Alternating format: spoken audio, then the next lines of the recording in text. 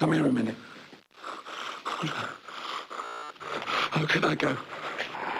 Can I just go, please? Not yet.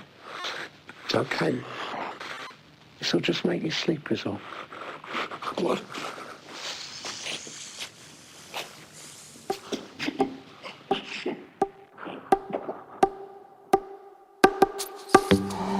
What makes a good director? Is it their ability to appeal to the masses? Their ability to create a film that emotionally connects with the audience? Or maybe it's their political correctness and ability to appease people on Twitter so they don't get fired. Good directors have frequently appeared throughout the film industry, providing a multitude of different masterpieces in a multitude of different genres. You have works like Christopher Nolan's The Dark Knight or Todd Phillips's Joker, which fall under the action drama genre and are praised for their direction and character building, especially the one about a certain green man. No, not that one. You have animations like Brad Bird's Ratatouille or John Lasseter's Toy Story, which are more family-friendly comedies that contain deep messages about achieving goals or friendship. Or even Mark Munden's Utopia, which a certain British man talked about for 8 hours. Yes, I did watch that whole video. However, a wildcard has emerged from the depths of New Zealand, bringing forth a unique perspective on filming and storytelling. The hilarious, professional funny man, film director, actor, screenwriter, artist, and extremely controversial Taika Waititi. Oh! Kids are the worst. Quick, we've got to go do that thing! Yeah, and then 2 furry black slugs have crawled out of my nose. Born in 1975, this man has turned the funny into money. Waititi is an indigenous film director, famous for his comedic slice-of-life films, such as Girl, Woman vs. Man, The Only Good Thor movie, and Hunt for the Child. It's easy to state the significance of a film director depends on the number of awards they have or the number of lens flares they put in their movies. However, I believe the significance of a director depends on why they won the awards, what emotions and feelings they inserted into the audience through their storytelling. Waititi has a unique skill of conveying recognizable feelings and emotions through his films. Take for example Hunt for the Wilder People. It follows the journey of a boy, Ricky Baker, who doesn't want to be taken into state custody, and honestly I don't blame him. Ricky escapes into the woods with his uncle to hide from child welfare. The whole movie has a sense of adventure, following this great journey of a boy and a man learning more about themselves and each other. But Waititi keeps it realistic, as close to realistic as possible, given the end of the film does have a shootout. Seriously, how many kids' movies can boast having a shootout? The great adventure ends, as all good things do, snapping Ricky back into reality. If this was another generic American director, the pair would have lived out in the woods eating bark and poisonous berries for the rest of their lives.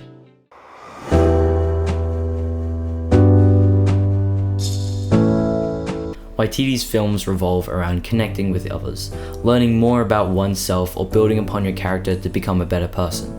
For example, Jojo Rabbit is all about a young German boy who changes from a hardcore Nazi to a kind, caring person.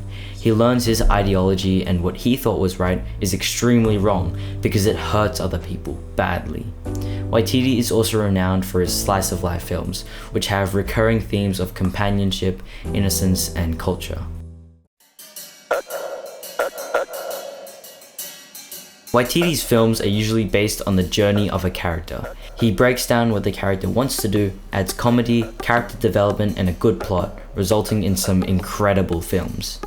Yeah, so with Thor, really when you look at what, if those of you have seen it, when you look at the story, it's a rich kid who's like trapped in the ghetto.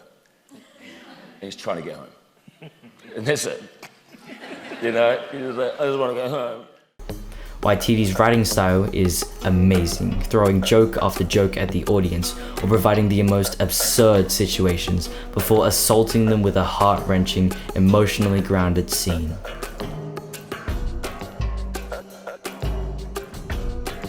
Waititi's upbringing as someone who didn't fit in has influenced the protagonists of many of his films.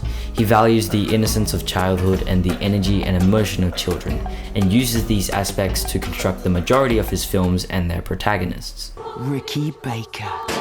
He is a baddie. You're a 10-year-old kid who likes dressing up in a funny uniform and wants to be part of a club. His inability to fit in resulted in many of the protagonists holding a desire to be a part of a community or a group of people.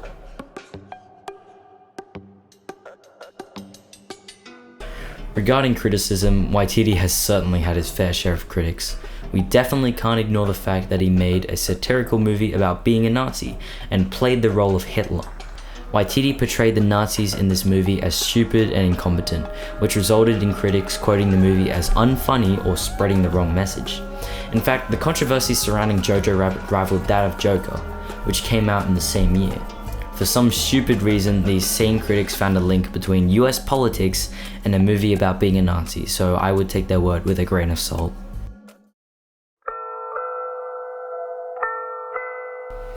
There is a scene in Jojo Rabbit which is beautifully crafted. Here we see Jojo watching a blue butterfly fly around the streets. Jojo stops to watch it before it flies away again, leaving Jojo speechless at its beauty. The camera pans up with Jojo as he uncrouches, and oh my god, Taika Waititi is Logan Paul. The scene's beauty comes from its unexpected twist, with the beauty of the butterfly mesmerizing both the viewer and Jojo, before we see the lifeless body of Jojo's mother.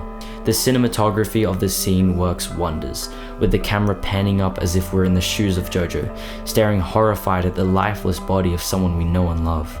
Waititi's ability to adapt is put on full display, his ability to convey extremely different emotions and receive the desired reactions.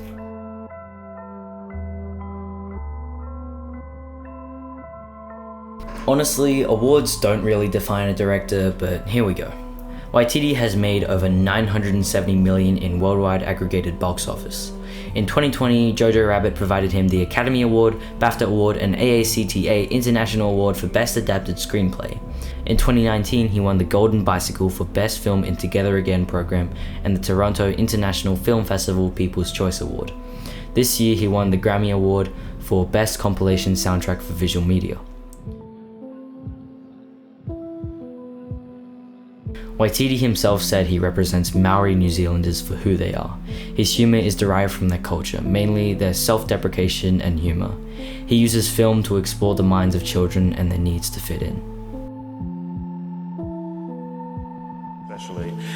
But the kids aren't just cute, or they're not just innocent. In many cases, they're neither.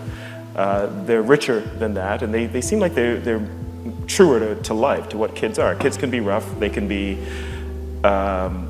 difficult, obviously, and they have a stronger sense of themselves than sometimes the movies give them credit for. Can you talk a little bit about how you created the boy characters here, the children here, and some of your other work as well? Well, that particular film I just wrote based on conversations that I remembered from being a kid with my family. Or like Breaking the Waves, like, oh, this is sad, sad, sad, sad. It's light and dark all day long, so I think that's why I like my films, is because it's like light and dark, and there's a mix, and you've got to find that balance. But that's why I think the way I try and do things is more human, more in touch with like how humans are every day. To conclude, Taika Waititi is a director. There's more I could analyze, but honestly, who cares? To the 1.5 people who watch the end of this, go outside and touch some grass or something. Anyway, show's over now. Go away.